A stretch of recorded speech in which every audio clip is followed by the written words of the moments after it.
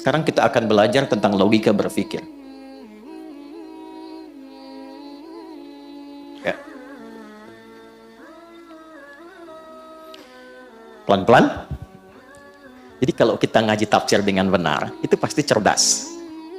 Ya, dan cara berpikirnya itu jadi runtut, terukur. Bapak Ibu sekalian, saya ingin gambarkan begini dulu. Saya ingin kasih contoh sebentar ya.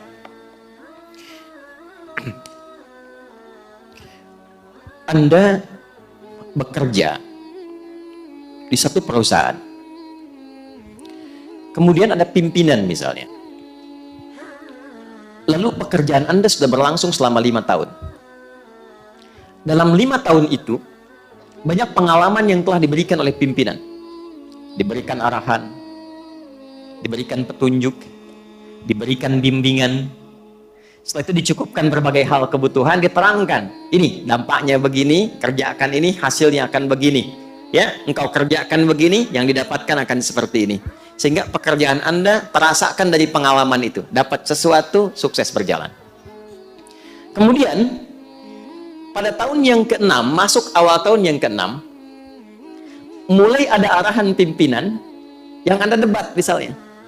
Ya, ketika mengarahkan, kerjakan seperti ini ya, lalu Anda mengatakan, wah itu nggak bagus demikian.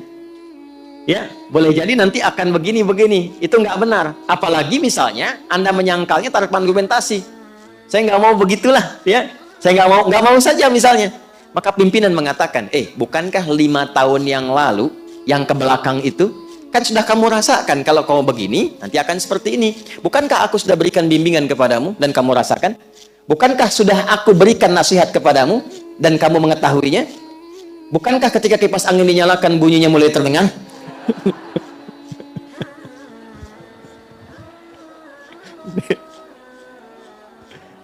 Tadi nggak ada kan ya? Bagaimana kalau dimatikan saja supaya saya nggak bersaing ya? Baik, nah alhamdulillah. Bukankah bunyinya sudah tidak ada gitu ya? Ini masih ada. Nah, jadi pimpinan ini ingin menerangkan semua kontribusi yang telah dirasakan oleh bawahannya. Ya. Telah dirasakan oleh orang yang mengikutinya selama ini dan dijelaskan dan itu terasa. Memang sudah dirasakan, dinikmati, dijalani dan sebagainya. Kira-kira kalau ada orang berargumentasi dengan Anda dan menampilkan segala yang telah kita rasakan manfaatnya, hasilnya, masih bisa menolak nggak argumentasinya? Masih bisa menyoal nggak? Ya?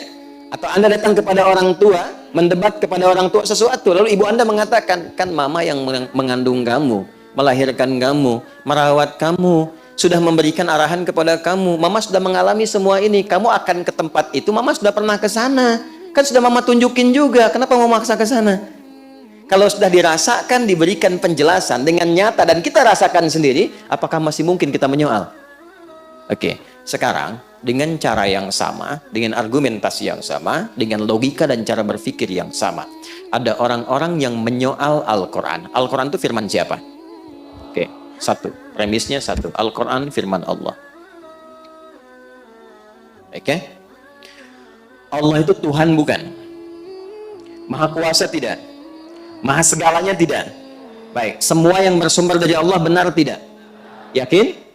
Baik, sekarang Allah tampilkan, aku beri contoh kata Allah. Siapa yang membentangkan bumi? Siapa yang menciptakan bumi? Membentangkan di dalamnya semua yang ada di bumi sehingga nyaman untuk dijalani aktivitas di dalamnya. Siapa? Siapa yang menurunkan hujan? Siapa yang menumbuhkan tumbuhan? Kalau Anda yakin semua itu dari Allah, lantas kenapa Anda menyoal firman Allah? Maka dari itu, ketika ada orang-orang yang menyoal firman Allah dan disebutkan di ayat 1 sampai dengan 3, yang pekerjaannya cuma iseng nyoal, dan diingatkan di ayat yang keempat dan kelima, tidak mampu juga untuk meredam apa yang mereka lakukan, maka disentuh bagian terakhir. Yang pertama kan sudah bagian tertinggi di hatinya. Ya kan? Ya, diminta untuk mengingat kepada Allah kan? Nggak sadar juga, maka dicek. Sebenarnya orang itu berpikir atau tidak? Ya, maka diceklah kemudian sisi akalnya, intelektualitasnya. Jadi yang akan kita jalani dan kita dapati orang-orang yang seringkali menyoal itu kita akan bisa uji. Yang pertama, mereka itu satu, apakah punya keimanan tidak dalam hatinya, dalam jiwanya? Apa masih punya hati untuk bisa merasakan? Yang kedua, kalau yang pertama tadi konektivitasnya dengan Tuhan, masa iya sih ada hamba menyoal Allah, menyoal Tuhannya sendiri? Kan? Jadi ditanya, ini sebenarnya punya hubungan baik nggak dengan Tuhannya? Kan? Atau yang kedua, kalau memang dia merasa tidak bertuhan atau tidak punya hubungan baik dengan Tuhannya, masih berakal nggak? Karena hanya hewan yang tidak berakal. Ya, kalau ada burung beo menyoal sesuatu, namanya beo. Tetap hewan. Tapi kalau Anda kan manusia punya akal. Perbedaan antara manusia dengan hewan itu terletak kepada akalnya. Maka di ayat yang ke-6 sampai ayat ke-14 disebutkan dulu jalan untuk logika berpikir supaya dia merenungkan, masih punya akal nggak? Jelas? Kalau diberikan hati tidak berfungsi, diberikan akal tidak difungsikan, nih, hati-hati dengan ancaman yang mungkin didapatkan saat engkau berpulang kepada Allah. Makanya nanti ayat ke-15 dan seterusnya berisi tampilan-tampilan jawaban bagi orang yang masih bertahan, maaf, dengan keburukannya sampai tidak memfungsikan akal dan hatinya. Jadi kalau ada orang beraktivitas, baik dengan lisannya, pekerjaannya, tindakannya, dan tidak menggunakan akalnya untuk berpikir dari apa yang ia kerjakan itu, mau korupsi, dia nggak mikir apa dampak dari korupsi itu. Mau mencuri, dia nggak berpikir apa dampak dari pencurian itu. Dan dia tidak menggunakan hatinya, nuraninya ketika mengerjakan perbuatan maksiat itu. Apa yang akan dia dapatkan saat dia berpulang ke hadapan Allah?